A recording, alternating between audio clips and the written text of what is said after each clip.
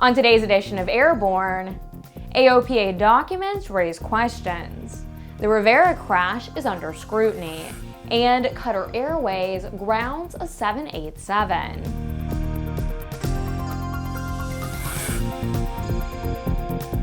I'm Ashley Hale. Welcome to Airborne on Aero-TV. Well, after much delay, ANN has finally got a look at the AOPA's annual IRS 990 report.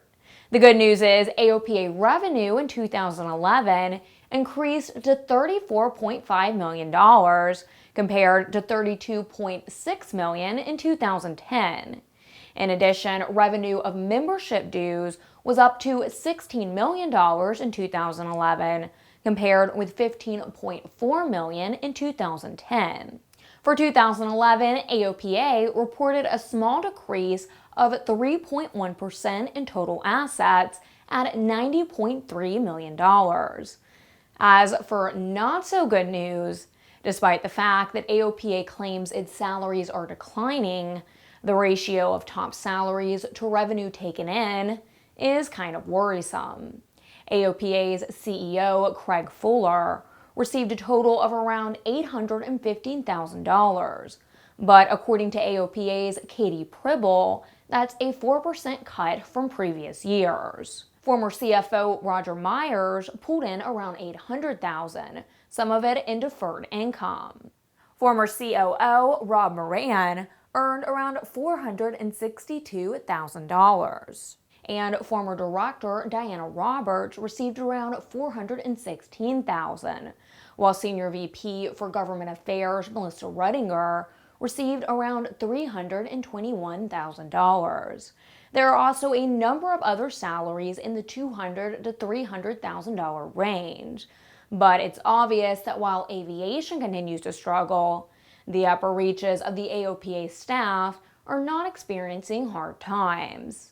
Also noteworthy is the AOPA's deal to create FlyQ with Seattle Avionics. ANN has learned that AOPA made a credit line worth upwards of $650,000 available to Seattle Avionics to serve as new product seed money, as they developed the product that ultimately was found to compete with other industry vendors.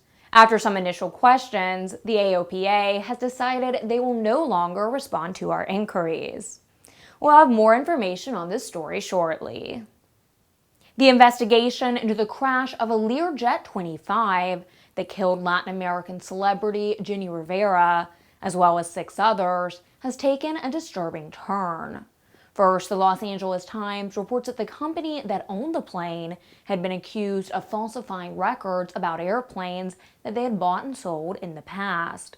According to the report, Christian E. Esquino Nunez, an executive of Las Vegas-based Starwood Management, LLC, the registered owner of the Lear, had been accused of a conspiracy to falsify maintenance documents about aircraft under their management in the 90s and 2000s. He pleaded guilty to the charges in 2005 and served 2 years in federal prison. After his release, he was deported back to Mexico.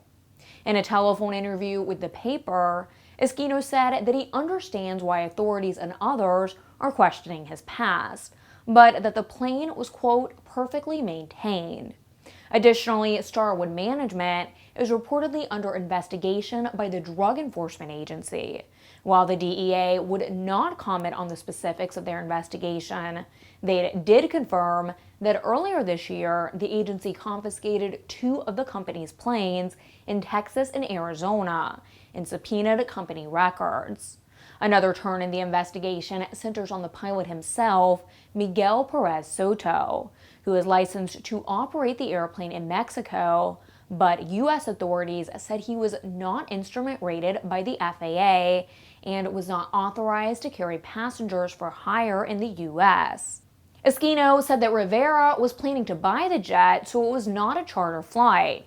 It was just a free demo for the singer before they concluded the deal. The FAA has issued a special Airworthiness Information Bulletin, or SAIB, concerning Cessna Aircraft Company's Model T206H airplanes.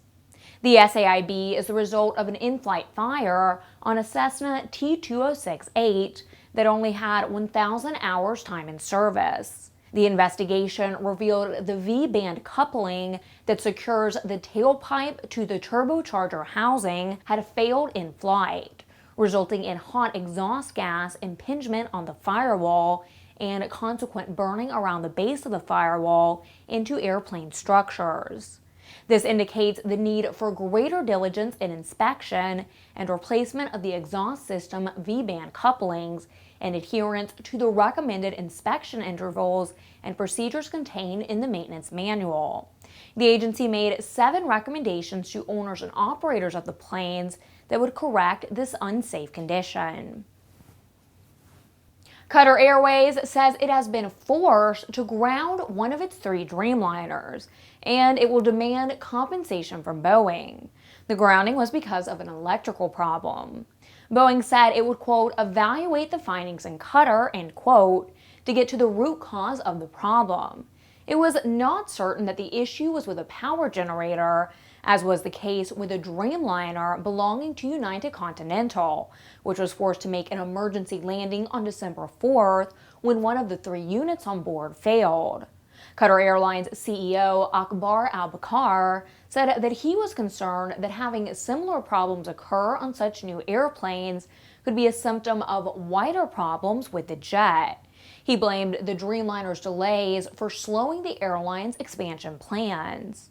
Qatar Airways has 60 Dreamliners on order, with the next deliveries scheduled for December 19th. You're watching Airborne, more in a moment. Since the early days of powered flight, pilots have struggled with landing in crosswinds and learning proper crosswind landing techniques. Even today, most crosswind landing skills are learned through trial and error, sometimes with disastrous results. Believe it or not, the most common contributing factor in weather-related accidents each year is crosswinds. The second most common factor is wind gusts.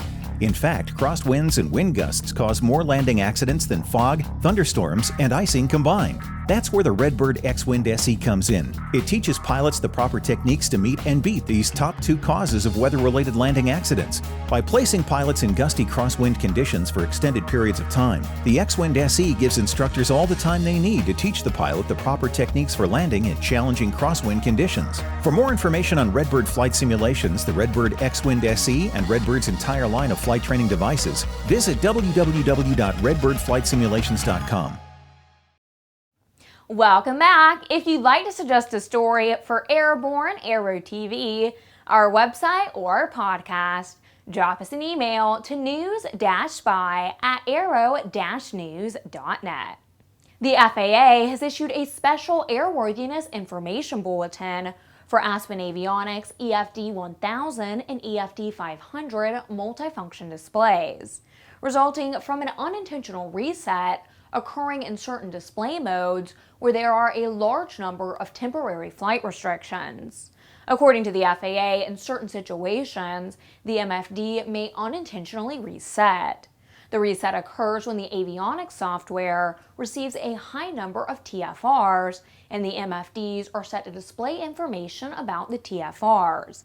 The FAA recommends that all owners and operators update the avionics software of the EFD 1000 and EFD 500 to version 2.6 or later FAA-approved versions.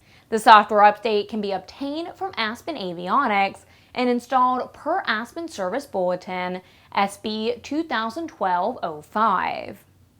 The Dual Electronics new XGPS 170 GPS and ADS-B weather and traffic receiver for iPad, iPhone, and Android devices is now shipping. Designed to work with third-party EFB apps, the in-flight weather and traffic information from the XGPS 170 is seamlessly integrated into WingX Pro 7 from Hilton Software.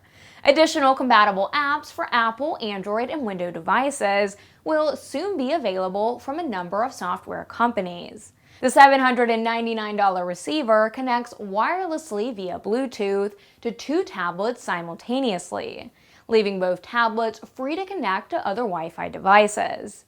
The built-in rechargeable battery lasts up to 5 hours of continuous use, and a 1228-volt charger is included. The XGPS 170 comes with a convenient non-slip pad that holds the receiver in place on horizontal as well as vertical surfaces. It's Tuesday and time for another edition of our viewer-suggested Aero Video of the Week.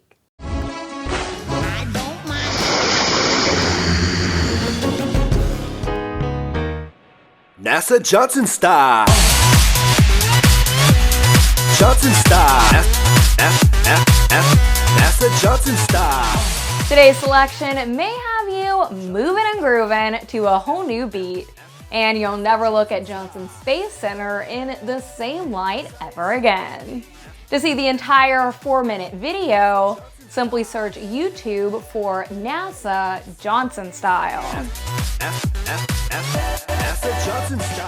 Finally, on today's edition of Airborne, the New Jersey Division of Consumer Affairs confirmed Wednesday that approximately 8 tankers of aviation fuel were mistakenly delivered to 6 gas stations last week in 4 New Jersey counties.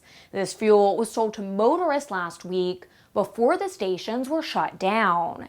In addition to having a higher octane level, 104.7 octane compared to 93 octane for super unleaded gasoline, aviation fuel, which is used in propeller-driven aircraft and not jets, contains a small amount of lead, as opposed to the unleaded gasoline dispensed to motorists. Automotive professionals consulted by Consumer Affairs believe that the aviation fuel should not cause damage to vehicle engines.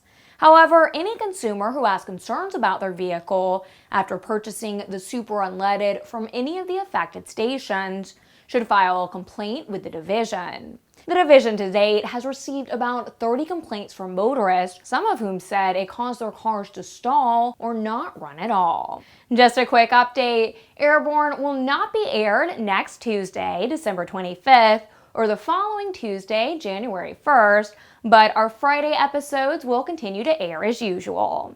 Get comprehensive real-time 24/7 coverage of the latest aviation and aerospace stories anytime at aero-news.net. And remember, Airborne is streamed twice weekly and is always online. Join us again this Friday. I'm Ashley Hale. Thanks for watching.